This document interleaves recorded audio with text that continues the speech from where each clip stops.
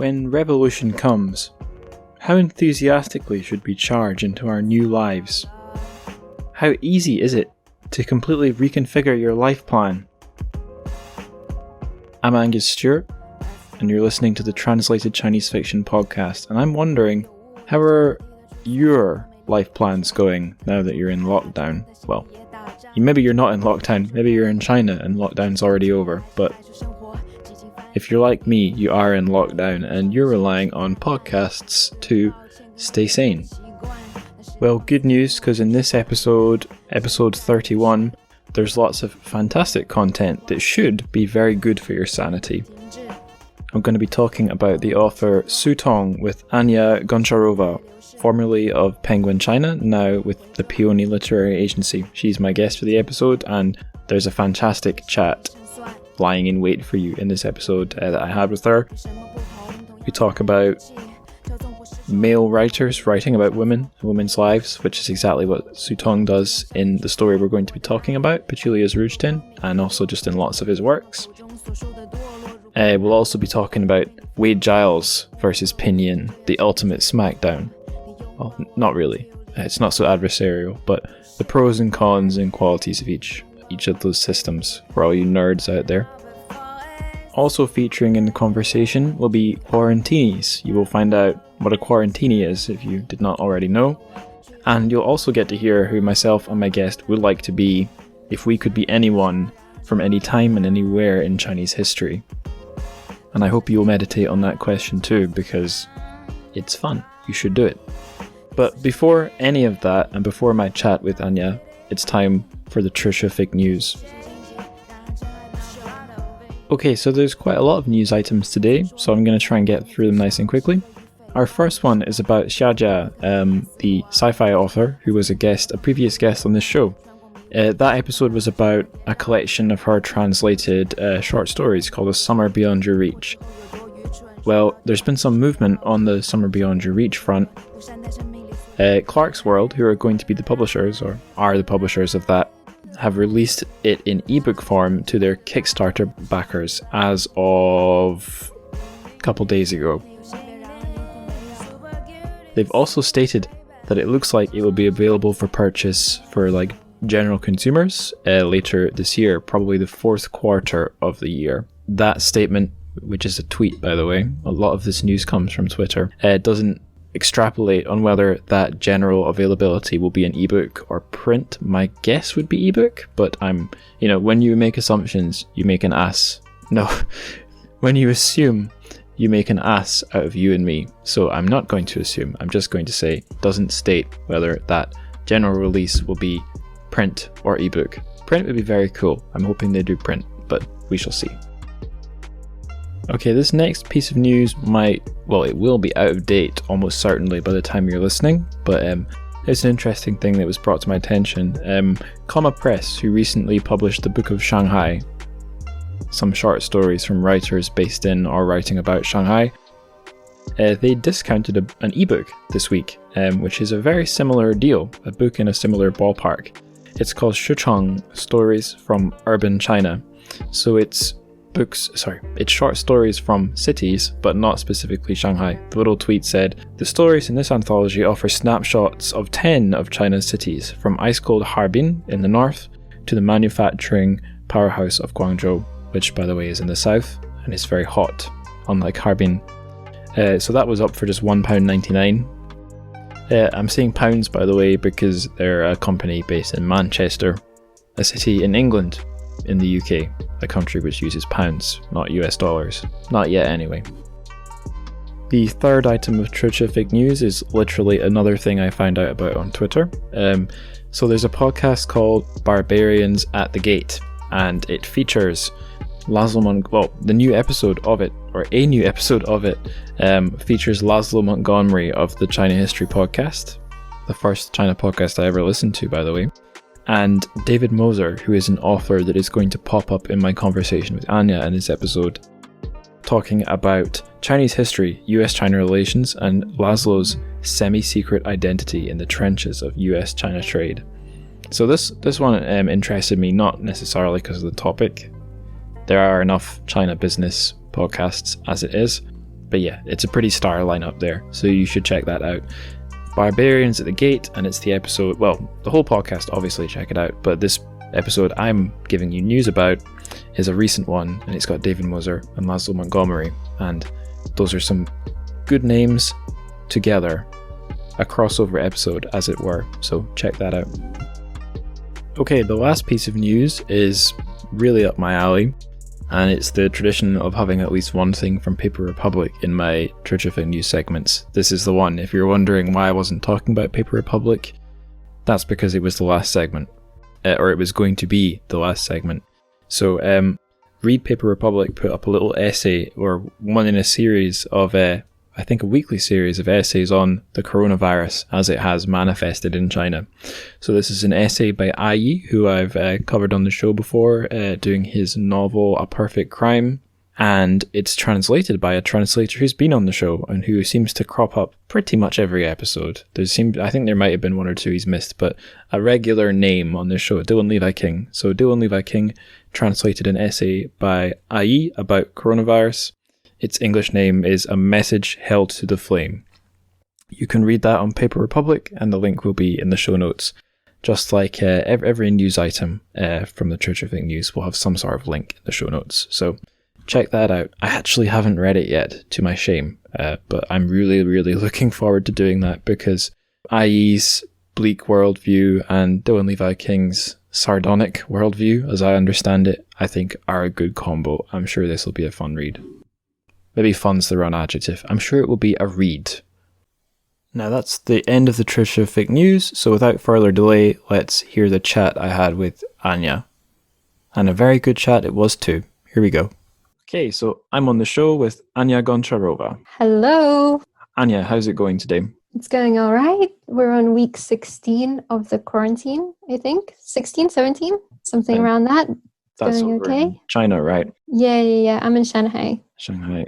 Is it looking kind of weird and ghostly outside on the street still, or is it looking closer to what was once normal? It's definitely looking normal. It's very, very normal. It's almost eerie normal. It's like everybody has collective amnesia and everybody's just decided to cancel the pandemic here. But in a good way, I guess. People are being careful. Everybody's wearing masks. But it does feel like a normal polluted day, but with no pollution.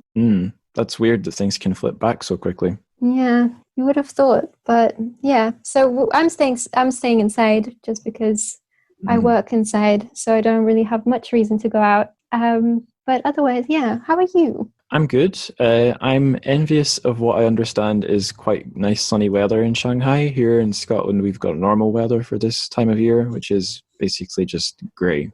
Nothing very exciting, nothing very terrible, just grey and not very warm. But I'm safe in the countryside and I have nice views of horses and rabbits out my windows. So it could be a lot worse. Very nice. That sounds perfect, actually. Yeah, close to perfect. If there was a bar which I could go to nearby, which somehow wasn't getting shut down for being open, that would be nice, but that's a fantasy. No one's got that. So yeah. But you have quarantinis at home, right? I have what, sorry? You have quarantinis. Oh, quarantinis. Yeah. Well, I don't know if Eden Mill Gin is famous enough to have reached Shanghai, but it's a popular gin in Scotland, part of the Scottish Gin Revolution. I think it's a thing down in England too. And where I'm staying is just down the road from the Eden Mill. And there's a little corner shop in the town, which, normally they'd never sell bottles of gin, but they stock some of the stranger varieties of Eden Mill, fresh from the distillery, I guess. So yeah, I've got my quarantinis. So life is good. Nice. That's all I want to hear. Yeah. Well, what I'd like to hear, and what the listeners probably more so would like to hear, is a little bit about yourself. What can you tell them? I don't know. I love solitary walks on the beach, books. So I think the main thing is that my name is Anya Goncharova. I was born and raised in Beijing. So I've been here for a while. So my lockdown in China began when I was born and kind of never ended. And I have Russian heritage. So I work between 3 languages, English, Russian, and Chinese. I got into publishing by accident. Didn't we all? But looking back at it now, my father is a Chinese historian, so it doesn't really seem like it was all that big of an accident. Yeah, I lived in the UK for a little bit, for 3 years, went to university, got back to China, thought I would do lifestyle journalism. Again, didn't we all? That didn't really work out. I ended up just writing too many book reviews and worked a little bit for BBC, radio and TV, worked in Cosmopolitan magazine, PR. And then I got my first sort of real publishing gig as an editorial assistant at Penguin Random House North Asia. And I was an editorial assistant for a year maybe.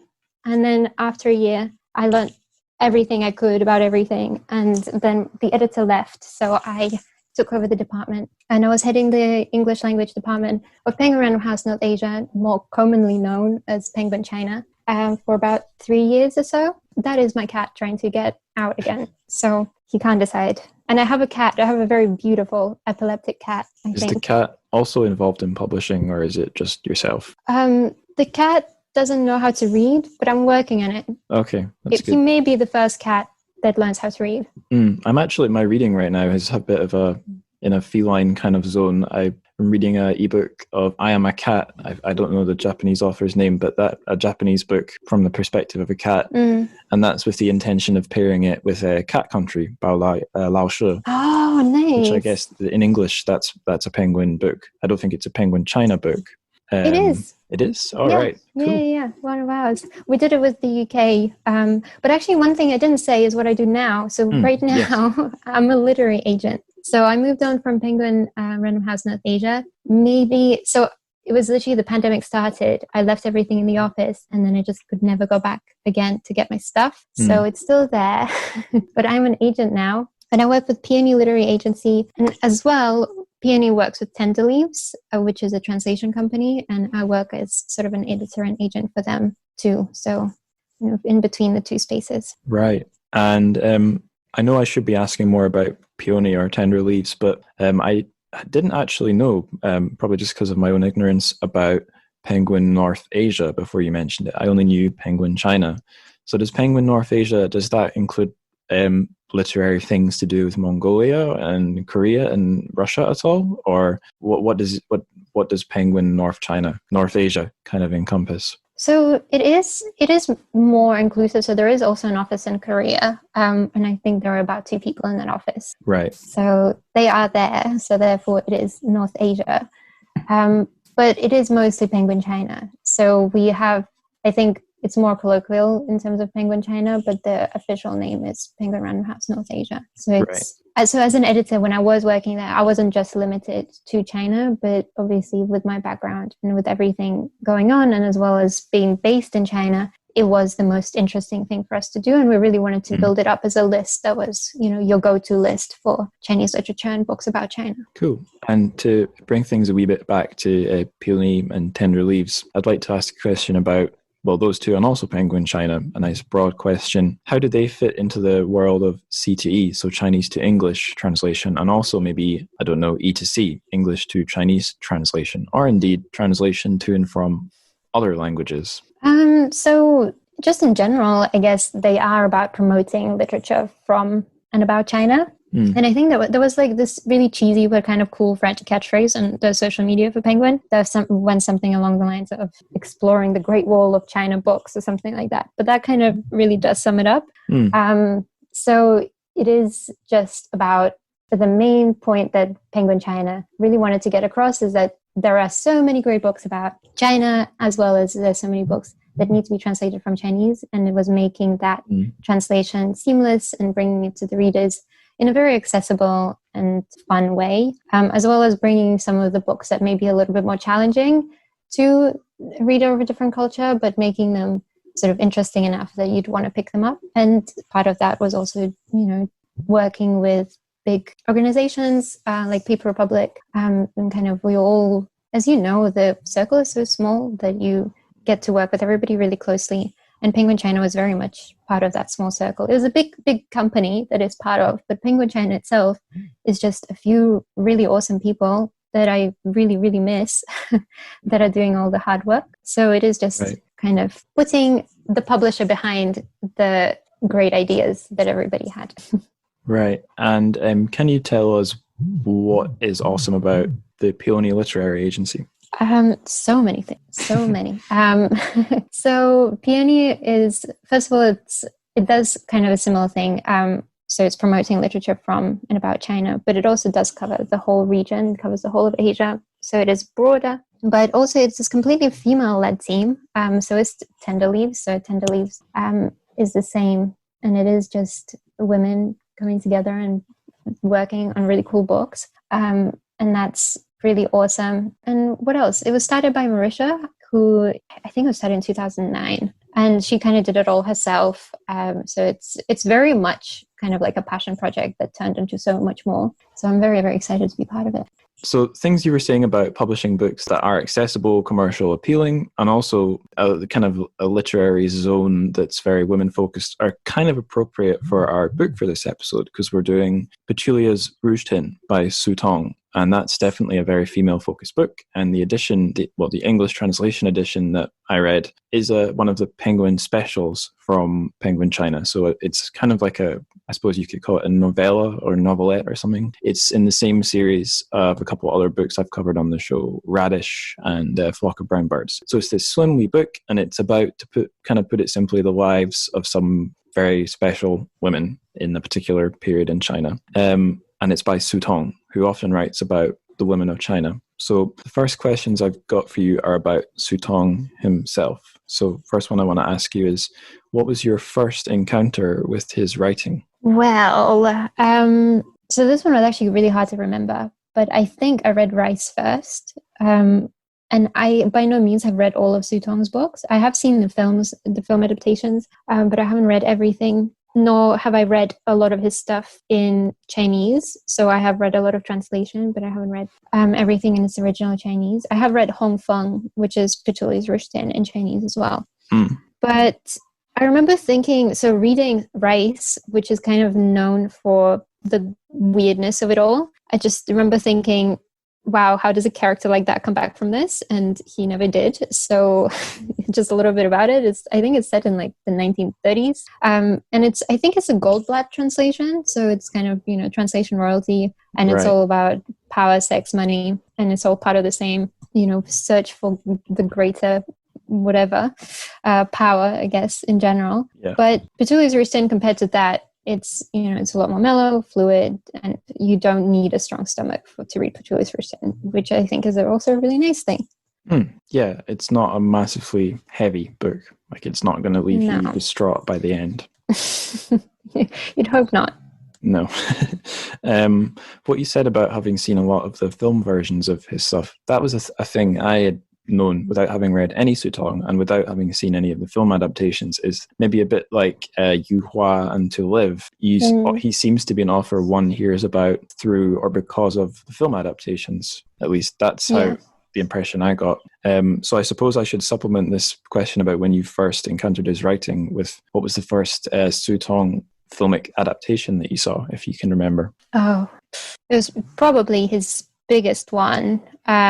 Although actually no, maybe I did. I have a feeling that before I started working on Petulia's Rouge that I might have seen one of the film adaptations about the book. And I think it carries the same name, and I think there were 2 adaptations, but I honestly haven't seen any of the films again for a while either. So I'm not really, I love all sorts of storytelling, but I really am I remember books a lot more than I remember films. Films tend to blend into one for me, and I don't know actors' names. So it's all a little bit, it's like a realm that I don't really know how to tap into just yet.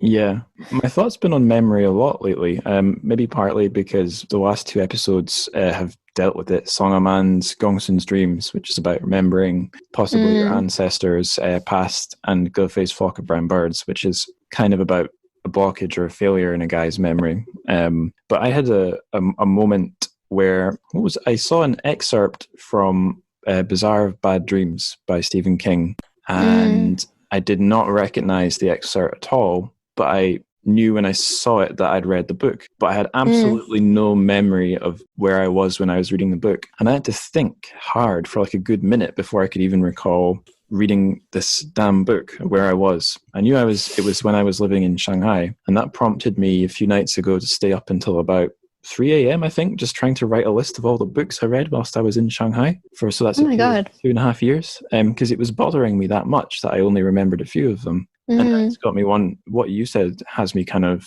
wondering what stick in the mind harder, films or books, and depend on what mindset you're in. I mean, I don't know if you have any thoughts on that. This is just what's been bothering me, and literally up until 3 a.m. Yeah, I don't know. I guess for me, it would definitely be just, I think what I remember the most are words. I think that's what really resonates with me in my brain. And I think, so if I hear anything on a podcast, let's say, I'll be able to retell you that whole podcast. But if I'm watching it, I think there's just so much, maybe it's just my brain's too simple and you can't, go from, okay, you have to focus on the scenery and the details of that, and also remember everything that everybody's saying, because you kind of tend to focus on one particular thing. So I think definitely for me, it would just be words and what people are saying. So I could, if I'm watching a film, I think I would just tend to focus on sort of one aspect of it and remember that it was immensely beautiful, or that this actor was so great in it, but I might not remember everything that was said or the whole plot line, just remember that I enjoyed it or not. But with a book, you kind of tend to focus on, because you have so much more that you need to think about and kind of for your brain to fill in those gaps for you to visualize it. I think I just remember the whole experience of it from sort of the beginning to the end. And the same with podcasting. So I think it's different, unless you and I also have amnesia. It's just possible. Totally And, possible. totally. Yeah. I won't remember this conversation, but it will be okay. Yeah, well, I'll forget it, and then it'll come back, flash back into my memory out of nowhere. Although obviously talking about forgetting a podcast that you're recording is a bit redundant, because it's being committed to the internet pretty soon. And my hard drive. But yeah. You should write it down. Yes, I'll make a transcript. That'll be a good use. Yeah. Continuing on to talk about Tong. So maybe this relates to like how strongly things stick in your mind, or how appropriate he is for film adaptations. Because I've read 2 of his stories. This one, Hóngfěn, and Yellow Bird Chronicle, which I believe is coming out pretty soon under the title Shadow of the Hunter. And what I've got based on those 2 books is that they're very lively. Very kind of, the liveliness comes from the characters and the kind of situations they find themselves in and their conflicts. People seem to kick off quite easily. Although, based on my experience in China and walking around in the street, sometimes, people do kick off really easily. Yeah, so they're lively and sometimes almost melodramatic, but they're also always placed, at least from what I gather, his stories are always placed at a particular time in China's history or its development. Often seems to be the 20th century, although not always. So would you say he's a good choice for someone who's looking for an entry point, like their first few pieces of fiction from China, because his books are not dry and because they're placed in historical contexts? Would he be like a good first Chinese author for someone to read? Yeah, definitely. I think so. There are plenty of authors that would be a good entry point. I think the thing that does bother me just in general about reading, and this is my time to finally let out this thought that I've been having, is since we've all been in quarantine, I'm realizing that many people in today's information age just are always looking to learn something and to place something in some sort of history, or to figure something out, like some bigger piece of the puzzle that they can't really, figure out elsewhere. And I just kind of wish we were all in an Austen novel and just were reading for the fun of it. But yes, he would be a really good author if you are looking for something like that, because he does have the historical background for that. And he has a kind of magical touch that everyone falls in love with. And his writing is very accessible, very easy to read. And he's very, very good at the setting and placing the reader in that particular setting. Again, because his works are adapted into films. They're also really good for book clubs, because I know many book clubs kind of go from, reading a book to a Netflix party where they discuss it. Right. And so I would say try reading him just for the fun of it, not as a Chinese author, but just as an author that you are interested in, and enjoy yourself in your Sunday dress with a cup of tea, like you're in an Austen novel. Yep. Well, that's what I've been doing. I don't know about everyone else. That's good. Yeah. What you said about people having this kind of depressingly utilitarian approach to absolutely everything, trying to make everything a thing to add to their, I don't know, their internal hard drive or their CV or whatever you want to call it. A thing that came up in my reading for my master's dissertation, which was on translated Chinese sci-fi, but also about the kind of market as a whole. And this was an idea I cited and used in my own paragraphs, was that there was some academics who had identified something that was quote unquote problematic about some of the ways the books were presented, especially like with the quotes or the text on their blurbs. So paratext used to kind of frame the book. A lot of them would say something like, this book is an insight into modern China, or a picture of modern China. So selling the book, a fiction book as non-fiction, basically. Right. And I think I've said on the podcast before, one of the worst offending cases of this was the English edition of Lenin's Kisses by Yan Lianke, which it's just so funny. I mean, I've not read the book, but I know it's a somewhat surreal tale. And the fact that a publisher would market a semi-surreal novel as a piece of kind of informative nonfiction is unintentionally rather funny. But yeah, I guess in the case of Tong, like it's Petulia's Rouge tin, it's not surreal, it's realist, but it's fairly heightened. Yeah, for sure. And I think there is value in kind of having everything you consume to then have an output of some sort. And of course you do learn if you read more, but I think you just are also enjoying yourself. And I do wish that people just enjoyed themselves a little more and kind of saw books as more of an entertainment than a thing to be feared or have some sort of, result at the end of it. Because sometimes it doesn't need that. Yeah, and I found as a reader, if I'm reading something because I have to, or because I feel I should, or to learn something, to tick a box, I read it slowly. And I'm reading it slowly because I'm not immersed and not having fun. Whereas if I'm just reading it because I'm enjoying it and because I want to read it and I'm interested, I power through it. So if you take this kind of crazy business mindset where everything has to have utility, it ironically means you should read books for fun because you'll read more efficiently. Yeah. But yeah, it's like what was that? There is that thing where it's like, what's that game where you have to think of a word but not think of the word? Where you, like if I need you to say elephant and I say it's big and it's grey and yeah, exactly. Right. It's like that, right? So you can't, you just have to get in the habit of reading and enjoying yourself and not feeling like everything has to be work, which is hard, but you have to get there. Indeed. Okay, we agree on that. Excellent. Now, in every episode, there's usually at least one question I ask, which has a huge preamble, and that's this question. So I'm just going to read this one off the page. I might ad-lib a bit, but basically I'm going to read this one off the page. So Tong seems to write a lot, and that's in all caps, about the lives of women. And based on the reading, so just the two things I've read, and my understanding, the issues of sex/sexual oppression / just sexual conduct and misconduct come up a lot. And then that's lot in all caps again. So my feeling, just in general, about male writers who write from female perspectives is there's a little bit of a spectrum, kind of a spectrum of good and bad, if we're being really kind of simplistic about it. So at the quote-unquote bad end of the spectrum, the extreme end, there's lots of really criminal examples, which you can find if you Google something like male writers writing women, and then your top result is a BuzzFeed list of ridiculous descriptions that do not sound anything like a woman's life written by a man, and some of those are horribly sexist. And then at the other end, there's some really incredible efforts. So there was a book I read in higher English in school, a Scottish novel called Sunset Song by a male writer called Lewis Grassic Gibbon, but it's from the perspective of a girl who grows up to become a woman. And it's just amazing that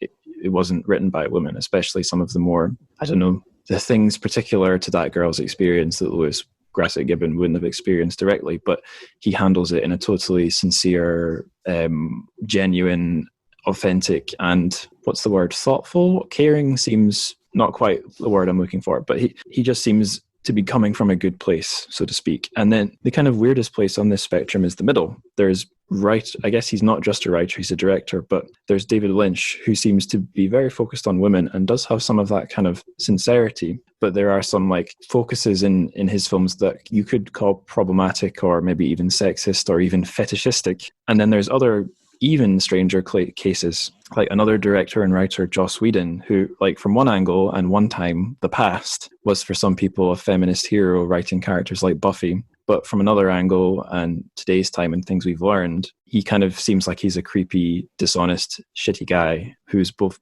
his personal conduct and his writing had some nasty sides or some very dodgy sides. So that was probably the biggest mansplain I've done in my life. I just want to ask you, but yeah, the point of it all is, as a female reader, what do you think about Su Tong as a male writer who's writing about women and the issues women face? Is he, if he's on this spectrum, if you think the spectrum is useful, is he a Lewis Grassic Gibbon? Is he a David Lynch? Is he a Joss Whedon? Or is he just himself? And is my way of thinking at things not really useful in this case? Right. So, I mean, it's a really interesting question. Okay. So I think in the start, I think just like any marginalized group, if you take any marginalized group, there will always be people who give voice to those that are silent. So just like you say, Gibbon did. Whether that voice is accurate, or accurate enough is a good question. So I must say that my immediate reaction to any man writing women is that, of course, women would be able to write themselves way, way better, and they most often do. The truth of it is that men have had years of practice of writing in general, and that women just haven't, because the idea of the novel was born in a patriarchal society. So there have been a lot more male writers than there have been female writers. So Su Tong wrote this in 91. Right? Did he write this in 91? I think he did. Yeah, I've got it here, 91. Yeah, so he wrote this in 91. Yeah. Wow. That's an interesting question as well. So why did he do that? Anyway, so he wrote this in 91. And while the famous cliche, I think, in China, right, is that have you had somebody say this? The whole women hold up to half the sky thing? Yeah, it's from a Mao's statement, isn't it? Yeah, so I feel like that should be a drinking game every time somebody mentions that. Yes. But anyway, so even if you think about that cliche alone, right, that Mao was saying, they didn't actually hold up half the sky, because at the same time, they were still expected to be mothers and primary care providers, and in general, be good wives, whatever the hell that means. So the systematic silencing of women, and I'm going to go out on a limb here and say that in 91, the life of a male writer like Su Tong was and still is very different today. So men could sit and think and write, and very much like Su Tong, he had the privilege to kind of sit and think and write about the females that he was writing. So yes, he did a good job of it. And if only women could sit and write without any interruptions, and if we didn't have the patriarchy sort of mapping out our every move, and we might have had an Anna Karenina written by a woman, not Tolstoy. And I do think Anna Karenina is a great, great example of an amazing female character written by a man. But the truth of it is, though, it wasn't an even playing field at the time, nor is it now, for women to write themselves and for men to write women, and vice versa. And even though women now are writing, obviously, if I had to compare him to any of the three people you mentioned, we can't really do that, because first of all of those three men are white. All of them have grown up in a completely different culture than him. So he doesn't really fit into any of their categories, nor, I mean, good on him as well, because I mean, if anybody's going to be compared to Whedon, then, it's horrible.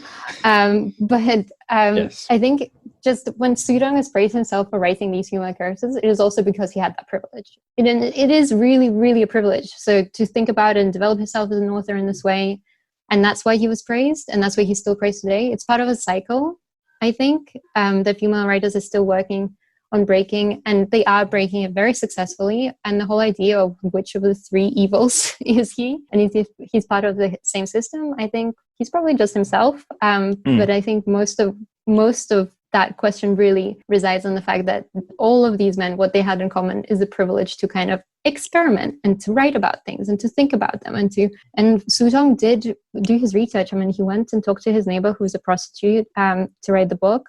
He didn't make it up. He did his research, and he does seem very sincere, I think. And although in bits also odd, as many of my friends would agree, we don't really fondle each other's breasts at random or anything like that.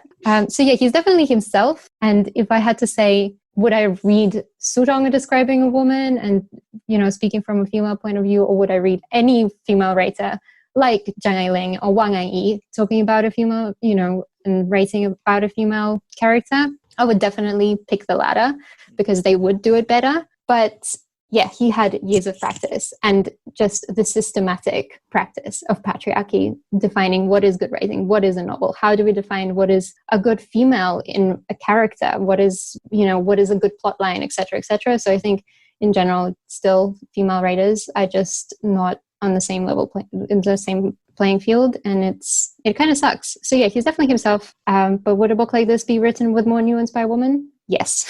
But yeah, it's all in context. So Sun Tung's writing is great in this book, but maybe also go and read Zhang Ailing, Wang, or any other female writer that's writing around the same period. Yeah. Now, there's two things I want to say. I'm going to mentally bookmark them now so I don't start on one and forget the other. One's about how prevalent or not female writers are in China in different genres. That's the one I'm going to start on. And the other one's about other kinds of marginalization, which you kind of started to talk about a wee bit. Okay, so the first thing about whether today things have changed for female writers in China. So I'm by no means an expert. I'm not in Chinese publishing. I'm not Chinese. I'm not a woman. I'm not even an author. But just based I'm not even an author. No. You're just a guy who knows everything about everybody's business because we have a podcast talking about it. So I feel like you're a good person to talk about it. I'm the digital panopticon. That's me, the content master. Yeah. So in the things I've learned through doing my dissertation and this podcast, I've had quite a few translators of Chinese female authors, and I've had one female author on herself, Xia Jia. So, there was an episode I did with the translator Nikki Harman, who's was the translator and I think also a friend of her author Yang Ge, who the author of Chili Bean Paste Clan. And Nikki Harman said, without giving any like naming and shaming or whatever, she said Yang Ge had told her some stories of being at like literary events that were, just very patriarchal. There was like lots of booze being put around. She was kind of expected to form a particular role as like the token female author. And so and she's ended up leaving China. I mean, she'll have her own reasons for doing that, but you get the sense there that, and she's a literary writer. That's my point. So I got the sense from talking to Nikki that if you're a female writer in the literary scene, like they exist, but they maybe are still struggling, I guess, with basically the patriarchy as it manifests in Chinese literary world. But this is all secondhand or even third-hand info, just impressions. The other thing I was going to... the other author I was going to mention was Xia Jia, who was on the podcast to talk about her upcoming collection of translation of her stories, A Summer Beyond Your Reach. So she's a sci-fi writer and also an academic. And a thing, or at least an impression I've had from Chinese sci-fi is it's not nearly as man-heavy, man-dominated as the quote-unquote literary writing. The older writers are mostly men, and the older writers are, interestingly, also mostly hard sci-fi, so more science, physics-y sci-fi. And it seems like in the younger wave or generation of Chinese sci-fi writers, the balance of men and women is much more equal. And also, it's not all quite so hard sci-fi. Whether or not those two things are linked, I'm not going to get into. But that's an interesting thing I've noticed. It's not really a question, just a response to your answer. Now, the other thing was about different kinds of privilege or marginalization. So this kind of called two different books to mind. So one was that Sunset Song I mentioned. So you said that the main character was a marginalized figure. She's called Chris Raddy. She's a woman, rural, like early 20th century rural Scotland. So yeah, she's definitely marginalized. But there's other kind of axes or ways in which she's marginal. She's a farmer. She lives in the countryside. So I don't know how many authors were coming from the Scottish countryside to become writers. Probably not many. Whereas I think Lewis Grassic Gibbon, I don't know. I imagine he wasn't completely a farmer. I think he'd become an urbanite or had been born an urbanite. So there's that angle. And also the book is written with a very particular place in mind, the Scottish Northeast, which is far away from the literary centres of like Edinburgh. and other cities. So there's the kind of regional marginalization and class or economic marginalization. And this does kind of translate into a question about whether or not you think there's anything interesting in terms of class or region in Petulia's Rouge or in Su Tong's writing in general. And while I was thinking about representation of rural people by non-rural people, that made me think of a book about China written in English, one that's really well liked in China, The Good Earth by Pearl S. Buck. Have you read that one? No, I have not. Well, I haven't. Yeah, I mean, if you were to read the blurb, you might think it was going to be an absolute feast of quote unquote problematicness. It's a tale of rural China written, I think, in the 30s, set earlier than the 30s by an American woman who was living there, not working as a farmer, and it's written about like the story of a man's life, and his life as basically a peasant. But the thing is, it's amazing, and it's loved by Chinese people. And she was writing. No one before her. I'm not just saying this as an impression. This is something I've kind of researched and also talked to Chinese people about. No one in China was writing about the peasants before her, even in Chinese. So she's maybe like a textbook example of a really wholesome example of writing for the voiceless, even if it wasn't in the same language as the voiceless. That's not really a question. Maybe we'll have something to respond to that. But the question I've got is maybe definitely about region and economic status in relation to Petulia's Rouge. Well, I think it's great that we have many people writing about various things, and I don't think, in general, just going on your point, I don't believe that there is one perfect author for any story. But at the same time, you have to kind of contextualize everything that you're saying. So, I mean, I don't know when is her Chinese name Sai Zhenru? Let me see. Is this what I'm? Yeah. Anyway, I'll look that up while you answer. Yeah. So let's say she was writing in, let's say, the 30s. So, you know, the context then would have been very different, and it's great that it opened doors. But again, me as a white person that lives in the French concession, going to write about the Chinese farmer would be problematic in so many respects in 2020.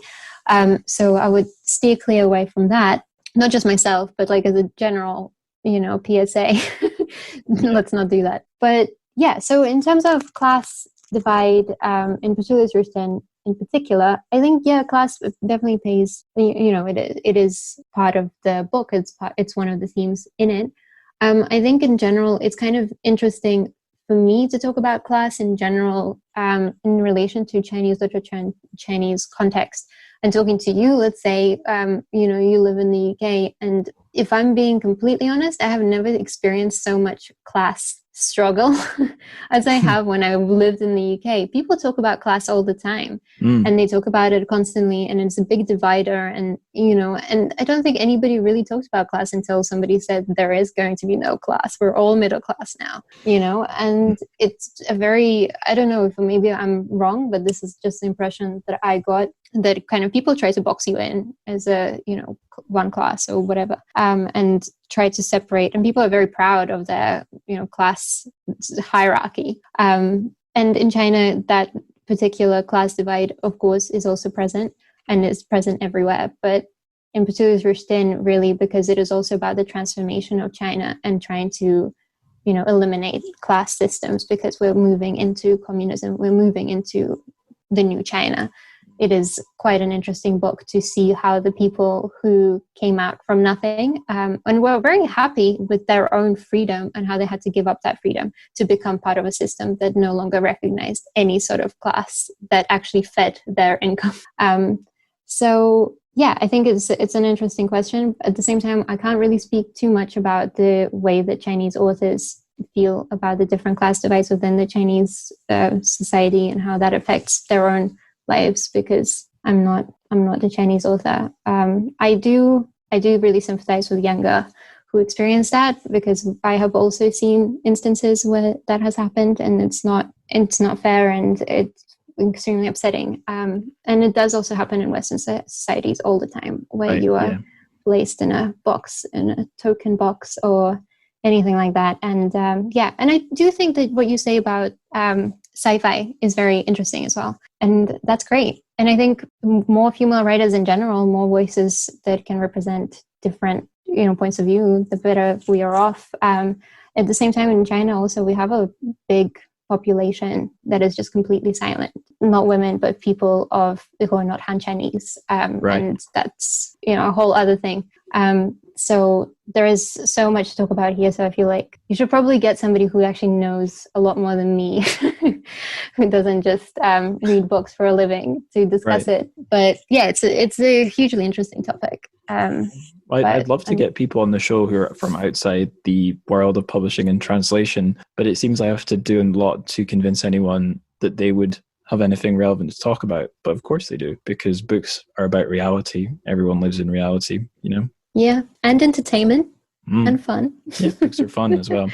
Also, I've Googled Pearl S. Buck, and Wikipedia has her Chinese name in the second line, Cai Zhenju. So yeah, it was who you were thinking of. Right. I have heard of the book, but I have not read it. It's good. It's a good one. I will go away and read it.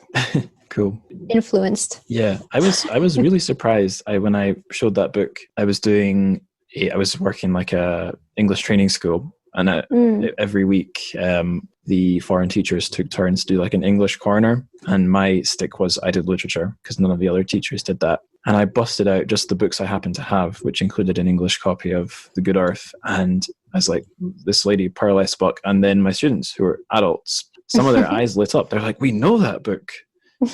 What? Because I was expecting them to be very skeptical about about a book about Chinese farmers written by an American lady. But yeah.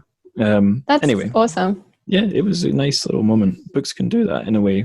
I guess films can do that too, but books do it in a way films don't. That's my very articulate way of describing that phenomenon. Nobody carries around a DVD anymore. No. It's hard to whip it out and get a reaction.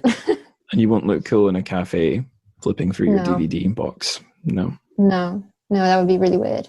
Mm-hmm. Yes. So that's quite a lot about Tong and the various kind of issues he's dealing with. Let's zoom in a little bit and look at his story, Petulia's Rouge tin. So I mentioned already that historical setting is a big thing in a lot of his stories, and it's a big thing here. So rather than me just explaining it, I'll ask you to describe for the listeners what's the historical setting or grounding of Petulia's Rouge tin. So Petulia's Rouge tin, it's set in the 1950s. I don't think he gives an exact date when it's set, right? I don't think the start date, no. I think later in the book there's maybe a date about when one of the characters leaves for the north. Yeah, one of the characters leaves for the north in 1955, but I don't think we have a date as to when the action starts. Right. So let's say it starts in early 1950s because let's say how long maybe the book is, like the span of 8 years or something.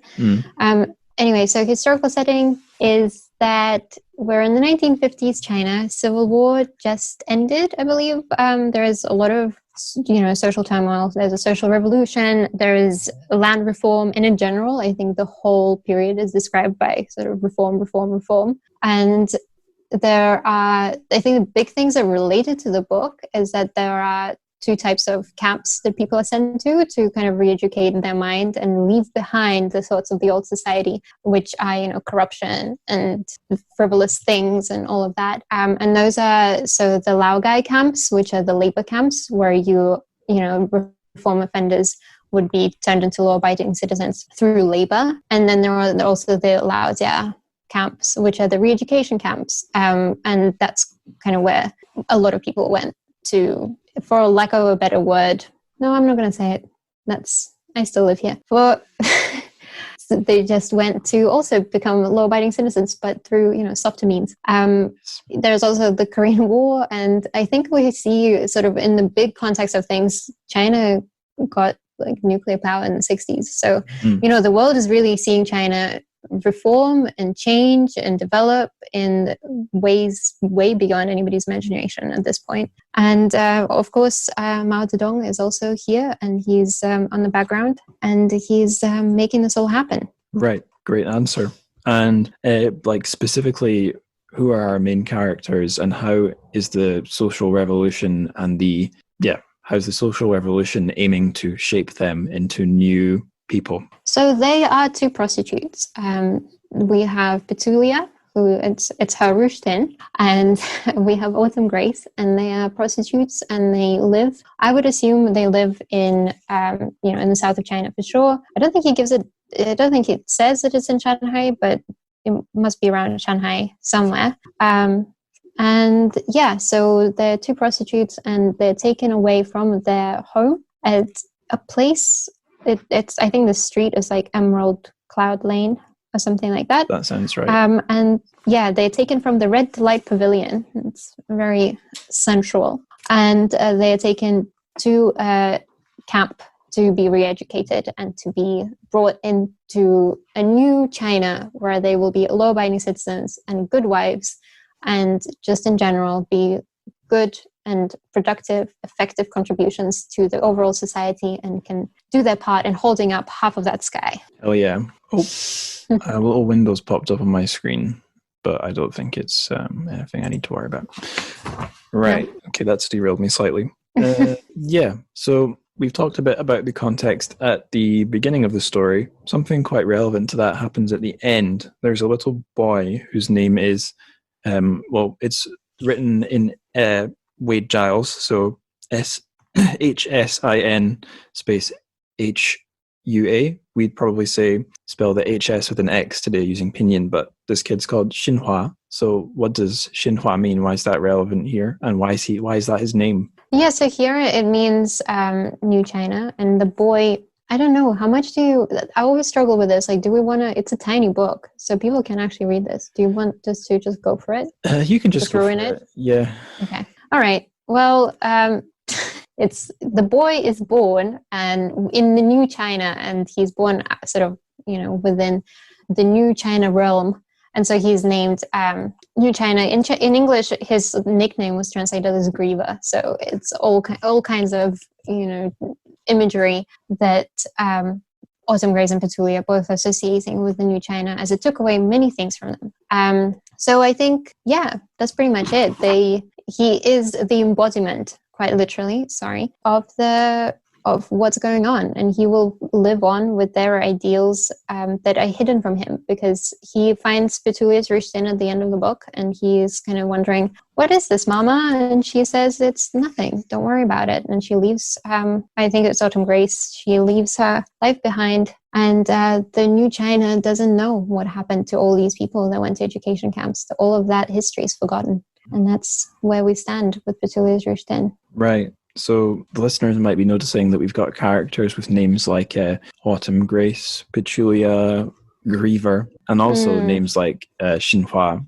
And there's other characters whose names are Chinese names. So I suppose normally I would talk about this in this like kind of technical set of questions, but just for the sake of keeping a nice flow going, there is a translator's note at the start of this book that talks a little bit about these names.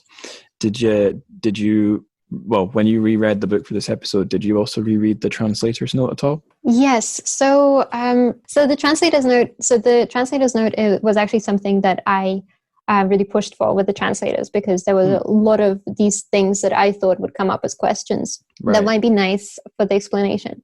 And to be honest, it does seem quite academic for the translator, before you read anything, here are like 15 facts that you must know, and that kind of ruins the whole, just enjoy it for the fun of it. So I think the translator's note does kind of put us in that context and in that mindset of that they were in. And we had many discussions with them about using pinyin or Wei Jiaos for the names versus the names that they came up with. And I think it does work in this book. Normally, I think most people would steer clear from translating names, because even if a name is not understood, you're not meant to understand everything. You're just meant to read it as it is. And, at least here, the names that were given were kind of, they were evocative of the whole story. And the reason why the names were there is because obviously these are prostitutes, and thankfully they're not, whatever the stripper name of yours is, like your first pet, and I don't know, the street you lived on.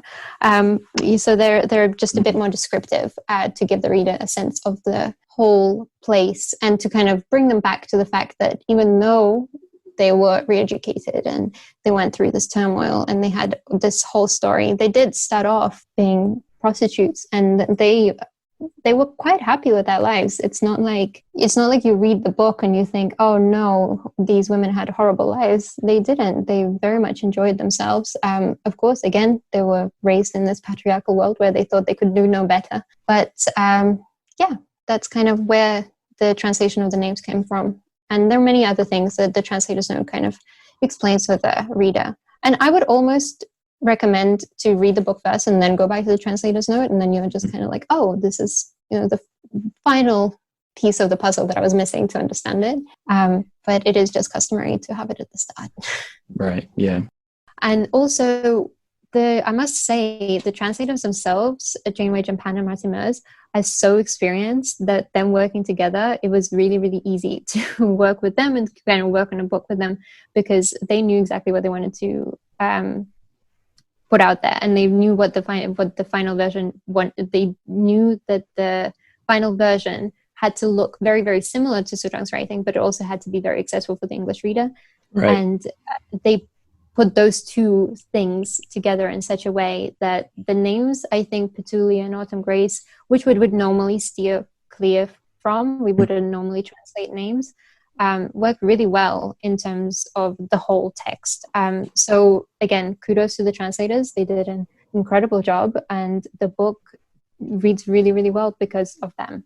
Yeah, I totally agree. It was a pretty breezy thing to read prose-wise, and the kind of colorfulness, quote unquote, of the names fitted the kind of context. I've got another question about the story, just my experience of reading it, because I felt that the first half was quite funny. There was a lot of funny wee moments. The prostitute characters, Petulia and Autumn Grace, and I think some of the other ones, whether they were a named character like Lucky Phoenix or just background figures without names, they seem to kind of give out detached and maybe like almost like a meta commentary on the historical events that they're being forced to take part in, kind of just ridiculing what is happening whilst at the same time being kind of powerless. And then in the second half, it felt a bit different to me.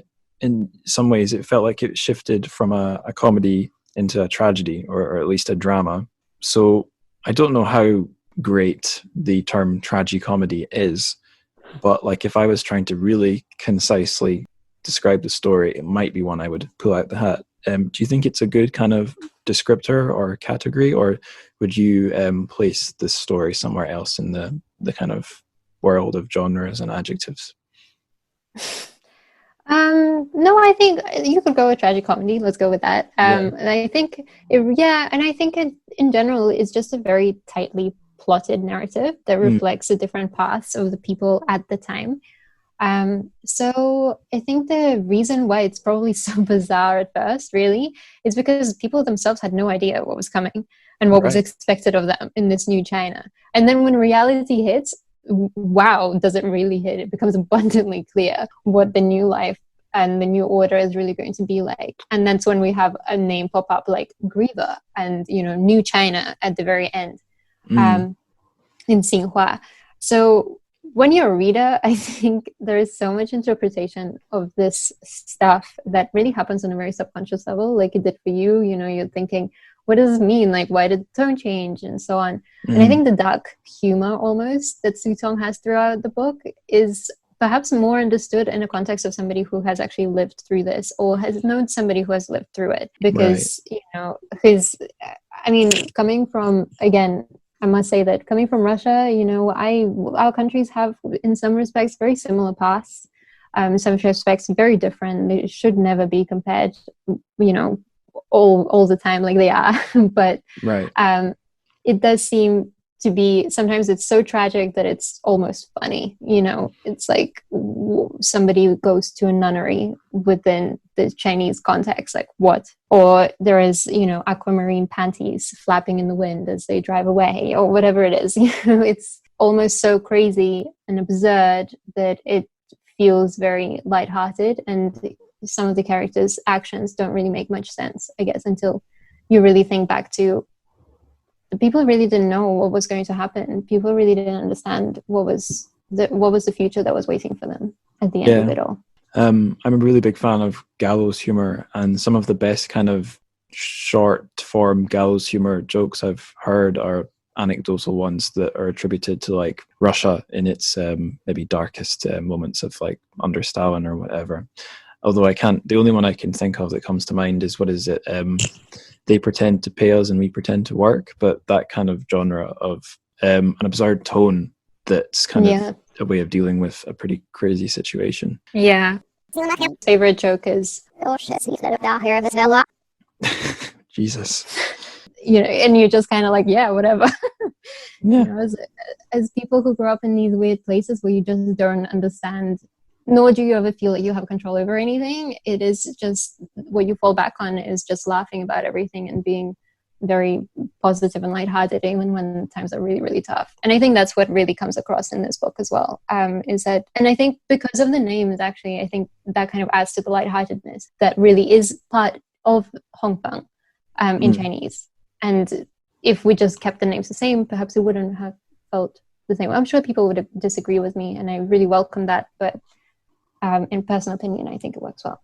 Mm-hmm. Another thing you said there about the characters at first being kind of incredulous because everything's happening so fast and they're being told change is coming, and then it kind of becomes real eventually and they're like, oh damn, change was coming. That just reminds me of the I don't know if it was one of the UK cabinet ministers or Prime Minister Boris himself announcing, you guys are going to need to be in quarantine for up to 3 months. And when you see that headline, you're like, oh damn, 3 months, that's crazy. Imagine that happening. And it's happening now. It's real. And it's strange, but it's a different kind of strange, because at one time it's something you're told is going to happen, but you're not living it. And then you know, time, you can't stop time marches forward, and then eventually you are living through it, and then hopefully you get to the end of it. And I guess the weird thing is that living in China, one of the strangest things I found about this whole pandemic is that we saw obviously we were in Wuhan, and we were so far removed from that, but we saw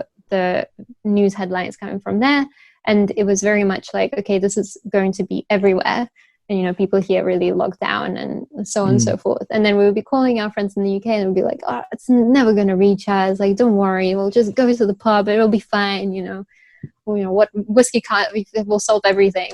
And then you speak to them now and they're like, oh wow, yeah, I really need new hobbies. And you're like, yeah, but we all see history repeat itself, and we all see these signs that this might happen to you, but we all feel immune to it somehow when we're not, and that's kind of what everybody kind of uses that sense of humor and the weirdness of it all to deflect from the reality of the situation, and sometimes it's pretty dark. I'm going to Google something a bit strange right now, and it'll make sense after I've Googled it. I'm going to Google the Battle of Culloden, which was the last battle of the Jacobite rebellion. So happened in Scotland. Wasn't strictly a Scottish rebellion, but the Battle of Culloden, and I'll explain why this is relevant to what you were talking about once I have the year it happened in. I must say, I just binged the whole of Outlander, so I know very well about the Battle of Culloden. You know a weird thing about Outlander? What? Almost no one in Scotland watches it. Oh, that's not weird. Like, I wouldn't watch something about like Russian. There is one show, I think it's called Tsars or something, about the Russian, Tsars, the Nicholas II. But they filmed it all, and there's literally, they're walking down Red Square, and there's the Lenin, Jesus, what's it called in English? His dead body where he's parked, where he's lying. Yeah, but what's it called? The whole thing? I don't know. I would just say Lenin's embalmed corpse. No, like the proper term. The mausoleum. Lenin's mausoleum. So they're walking down the Kremlin, and you see Lenin's mausoleum, and this is about Nicholas II. Whoops. So it's ridiculous. Yeah. So I think, in general, I understand why you would find that appalling that I watch it. Well, from what I gather, like it's very romantic, but it's a pretty accurate depiction of history. It's made in Scotland and so on. But I think the main reason people don't watch it here is it's not on one of our main channels. And I don't know what Russian TV is like. In Scottish TV, we don't really get many historical dramas set in Scotland. Outlander is really a standout in that respect, and yet no one's particularly bothered. Don't know. Anyway, this is all kind of beside the point. The reason I'm bringing up Culloden is Culloden was the last battle on land that happened in Britain. and that was over almost 300 years ago. So I feel like the sense of like just this can happen, crazy things can happen inside the country in the UK is really diminished. I mean, I guess the last crazy thing that happened was maybe World War II, which did touch the UK, but never actually. I mean, bombs landed on the land, but there were the only battles were in the skies, and even then it was really only over a small portion of the country. Whereas I guess a country like China or other parts of the world, like even Korea, there are a lot of memories of much more catastrophic things. So maybe that's a reason why on some level, they were more prepared for taking measures to stop the virus. Right. Yeah. Well, I mean, also China lived through SARS, and I was here during SARS, and it was. I thought that. Well, I was quite. I wasn't an adult, so right. I remember thinking it was scary, but I thought the whole period was over quite quickly. But apparently, it was like an 18-week lockdown in Beijing, and we're only in week 16 now. So. Right. Yeah, it's still very. I think SARS. Everybody kind of had this unresolved grief almost over it. So as soon as somebody said, okay, there is something else going on, everybody just put on their masks and decided to stay home. Right. We have veered a little bit from the topic, so let's veer back in. Yeah. But, on one hand, talking about the lockdown and the virus is interesting. On the other hand, everyone else is doing it. So I'm not going to seek out an epidemic themed Chinese piece of fiction and cover it because I'm so glad. yeah, it's being done, but by others. So yeah, this last question, this is a kind of a lighthearted or straightforward one, but that doesn't mean it's not important. Who's your favorite character in Petulia's Rouge Tin? Can I say the tin? I don't know. I think you can't say the tin. Okay, let's go with the tin then. The tin is the main character. I think maybe Autumn Grace, just because I don't agree with everything that she did, nor her actions really, but she was so strong-willed and capable, and she just went for it. She jumped off that moving vehicle and went after her destiny. So I don't know. So maybe her. She's a very strong woman. In general, all books kind of do this, but I think more so it tends to be in the books that I really like, just because of the context and everything that's going on, is that things aren't really black and white. You don't really have somebody who is an extremely likable person and they can't do no wrong, like you have, let's say, an Outlander or whatever, but everything is very much gray. So you don't really get to love somebody so much that you want to follow the cult they're starting. But I think all characters are they're all very essential to driving the plot forward. So probably the tin, and then number 2 would be Autumn Grace. That's my answer. So I guess we haven't described the plot for listeners who've not read the book, and we don't need to describe the whole thing, but I guess it's worth mentioning that we have among the prostitutes, we have 2 characters who are basically the main characters of the story. There's Autumn Grace, who, like you said, is kind of the more strong-willed and assertive. And then there's the titular, at least the title, the titular character for the English translation, Petulia. So, like, how does Petulia contrast with Autumn Grace? Could you describe that for the listeners? So Petulia, I think in general represents, when you have that moment in your life and you think, if that happened to me, I would definitely be Autumn Grace. Like but most of us will definitely be Petulia, where you kind of go along with everything that's going on, and you don't really know what to do with yourself, so you just kind of follow the marching orders that you are given. So Petulia really is probably most of us in the story. She, she's taken away from her home and she's put into her education camp, and then she has to make a life for herself, and she doesn't know how, and she makes a bunch of very questionable decisions along the way, and she doesn't really know how to live in this new society that she's being told to live in. So that's Petulia. And Autumn Grace, on the other hand, kind of really tries to break away from it and unlearn everything that she's thought wants to be true, but her own way, not through somebody telling her what is right and what is wrong, but by running away and leaving her friend behind and cutting off ties, which is extremely difficult, and moving on with her life. And then at the end of it all, she's the one that's bearing the burden of a person who didn't really know what to do with themselves. So she is really if we had a hero, she would be the hero, but again, she also makes some questionable decisions, and so would everybody. So they're two very, very different women, but also they're also just humans, and they can't help the fact that you get scared and you have fears and you have confusion about what's going to happen. And one watches out more for herself, I guess, than the other. And in some respects, that's a very good thing, especially reading a book that is about, a society becoming more collectivist, and she's trying to break away from it. Cool. It struck me when I was reading Yellow Bird Chronicle, the other Tong story that I've read. I was kind of waiting for a hero character to emerge, and at first I thought I had one, and then that was kind of snatched away from you, the reader.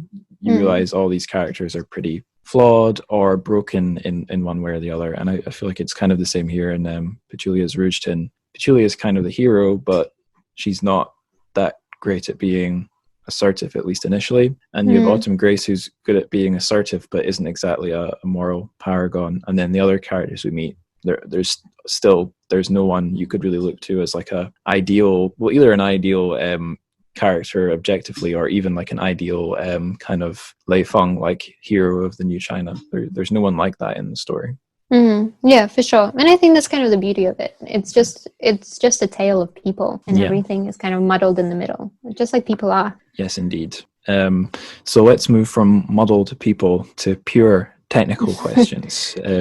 First thing I want to ask you about is we've kind of already gone over it, but let's kind of properly go over it now. What's the Chinese title of this book, and what's the English title, and how are they kind of related to each other? So Hóngfěn is the Chinese title, which quite literally means rouge or blush. So the blush you put on your face. And the title is obviously very different. The English title is Petulia's Rouge Tin. And in general, there was a lot of discussion between Martin, Jane, and I in terms of how we wanted to put this title together, because the original intention was for us to just go with Rouge. But as you know, the book is actually part of a series. So the book is part of the China Special series, which will have a few other titles in it. So there's Marrow, Radish, and Flock of Brown Birds, for example, right? So all of those orange specials, and we wanted Petulia's Rouge Tin to kind of fit into that mold, but also stand out in its own way. And one of the things that we found is that Flock of Brown Birds and just titles that tend to be more clear and descriptive tend to appeal a little bit more to sort of a general reader. So we wanted to fold that into our decision making as well. So since the book was actually adapted into film, and I think it was adapted into film twice, but I'm not actually 100% sure. Right. And neither of those were translated into English, I believe. Maybe that's wrong as well, so we need to double check on that. Clearly, I've done my research. Sorry. So it made our job a little bit easier in terms of, can we change it? If there was already a really famous film, you can't really change the title because then people are going to be like, what the hell is this? Right. So when Jane Wen, Jen Pan, and Martin Mers and I all had these discussions about the title, they wanted to keep it as Rouge, but commercially speaking, word titles tend to be a little bit less popular than those with 2 or 3 that are a bit more descriptive. We decided to go with Petulia's Rouge Tin at the very end, even though I have to admit there was this whole Citizen Kane argument, which was, why wasn't it titled Rosebud or Citizen Kane's whatever, But I think it worked well in the end. I think it really does. And another thing that we had to consider working as, a publisher, you kind of have to make a bunch of different decisions as an editor. And one of the decisions is, how do you make it work as a cover? How do you make it work in marketing? How do you kind of put it all together and go past? So obviously I no longer work at Penguin China, but how do you make it stand the test of time? And I think Petulia's Rouge Tin, in terms of the cover, which is beautiful, I love this cover. Our designer Sodi, which actually she designs all of the Penguin China titles. So it's just her. She's awesome. Yes. And I think she should have her own book. Just saying, hopefully she hears this. I will send it to her. Once again, I'm just reminding her she should write her own book. But the Petulia's Rouge Tin, on the cover, the tin is actually a tin from the time. So it's a 1950s Rouge Tin. So this is what it would actually have looked like. And each of the Penguin specials has a symbol on the cover.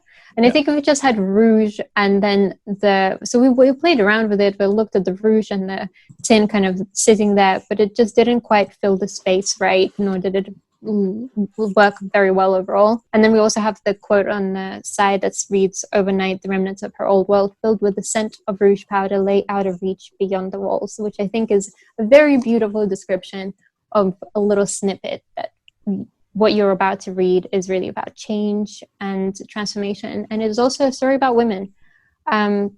So yeah, there's a bunch of things you have to go into, as more people way more knowledgeable than me can tell you. But yeah, so that's kind of where we went with that. And I think Hóngfěn works really well as a title for the Chinese book as well. And so Tong was just very happy with Petulia's written as well, so we decided to go with that. Sweet. It's good that the author was pleased with it. That's a nice sign. You know you're doing something right course. when they're done with it. So the other books in the series, I have a physical copy of Radish. I've got the physical copy of Flock of Brown Birds. I don't have a physical copy of Yanyanka's Marrow, but as a reader, I can say Radish jumps right out at me because, I don't know, it's just got some kind of individuality, or I don't quite know what the word I'm looking for is, but it's got something there. It makes me think, oh, why is it called Radish? Whereas the single word title Marrow, it just kind of sounds like it could mean something, I don't know. Yeah. Like some kind of grim or down to earth struggle. So I can see what you mean about a one word title being nice from a literary point of view, but from a commercial, get a person's interest point of view, yeah, I can see why having more words might work better. Yeah. And I think in general, it just kind of, so Radish also, if it was if we had one strange word that was really central to the story, I mean, if we could have called it prostitutes or sex or something, but that would have been really tasteless and horrible. Yeah. So really, yeah, I think it really, Radish works really well. And also, I mean, the person who wrote Radish has a Nobel Prize, so that helps. we're kind of competing with something we can't really compete with, even though Tong is also an award-winning author who is incredible. I really think this, and also it's a story about prostitutes who are really struggling and are trying to, keep their individuality while changing. This kind of pulls it all together really nicely, I think. If there are other people who disagree, I am sure there are, and I welcome it. Yeah. Bring it on. Let's make multiple, I think all books should be translated 17 times so we could all read our favorite stories from different perspectives. Yeah, why not? If any listeners have their own thoughts and want to bounce them back to myself, there's a gazillion ways you can do it. There's the podcast's Instagram at Church of Fic. There's myself on Twitter at Angus Likes Words.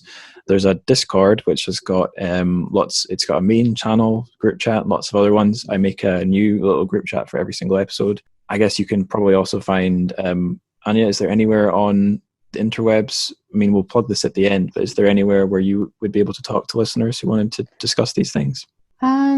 Yeah, I do have a Twitter. My Twitter, I think, is at Anya, GONCHANYA. So you can talk to me there, message me, whatever, tell me all of your grievances with this translation or whatever else you want. Pitch me new books, anything that you want to do, I'm there. But otherwise, you can, reach out to Peony as well if you have any cool books that you're working on and want to see translated. Thanks for that. We'll plug that in again at the end, but just a good thing to mention. Okay. Selfless promo. Hell yeah. Yeah. Selfless. Selfless. It's shameless. Not. Shameless. That's shameless. The word. I was like, selfless? No. I'm on my second glass of wine here, so let's keep it going. I foolishly didn't even refill my tea, but oh god, I've got it's in my soul now. I've got the tea energy. So this is going to be hell of an edit. I'm so sorry. Honestly, it's fine. The network problems are far worse than any wine and juice problems. Yeah.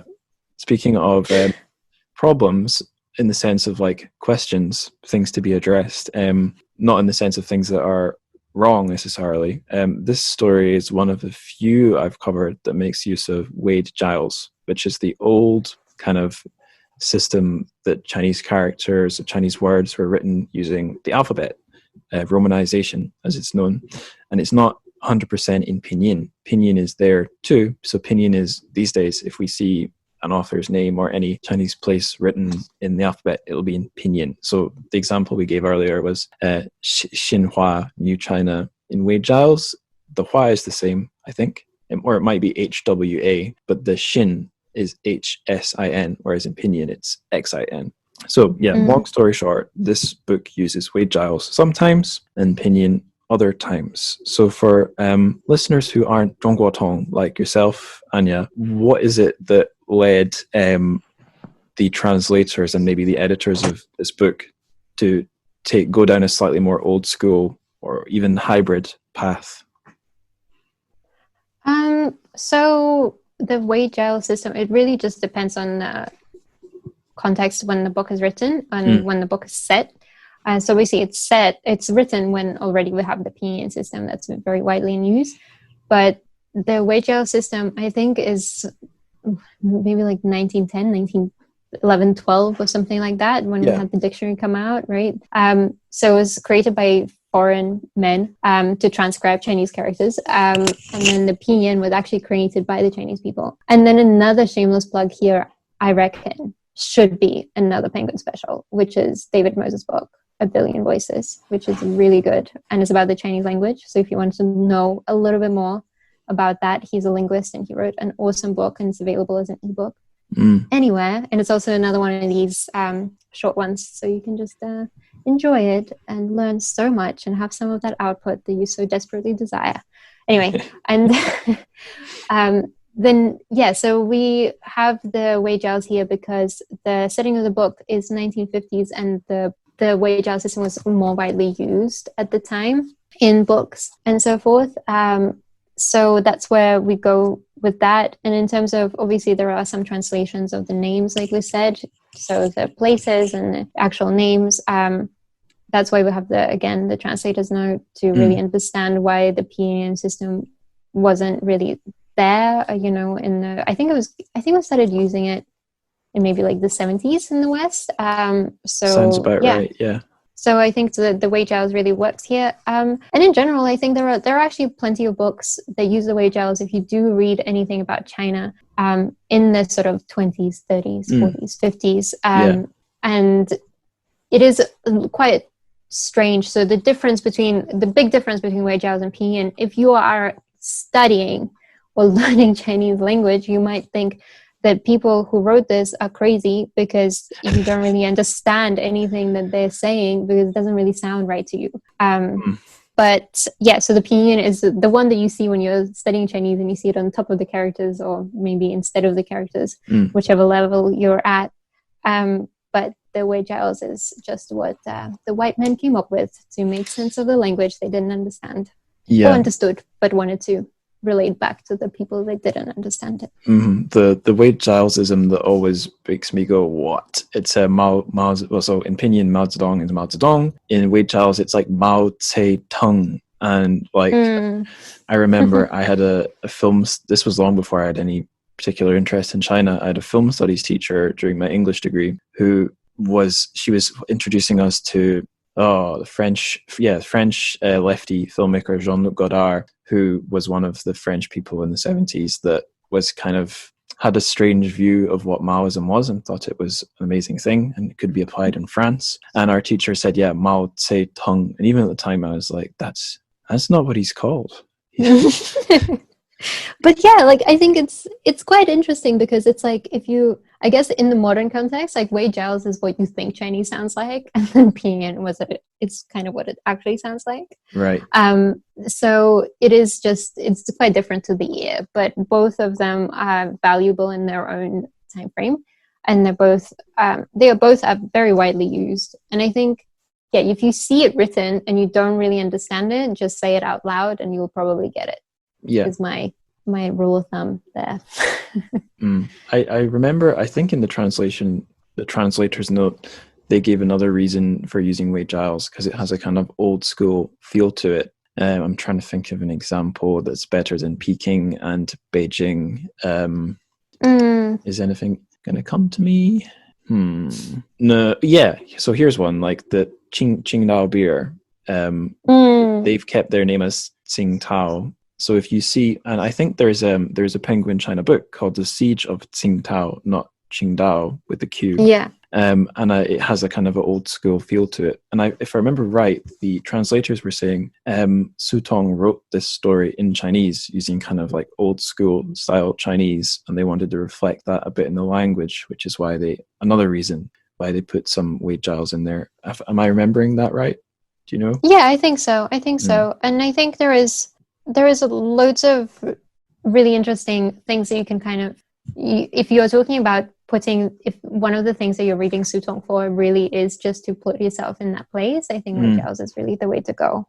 Right. But at the same time, again, you are reading it through a Western lens, and you know, it all gets very complicated if you start to think too much about it. So enjoy the Wade Giles that they went with, and I think it does work. I really, really do. And I think there would be problems with kind of, if you put it all in pinyin, what would that mean?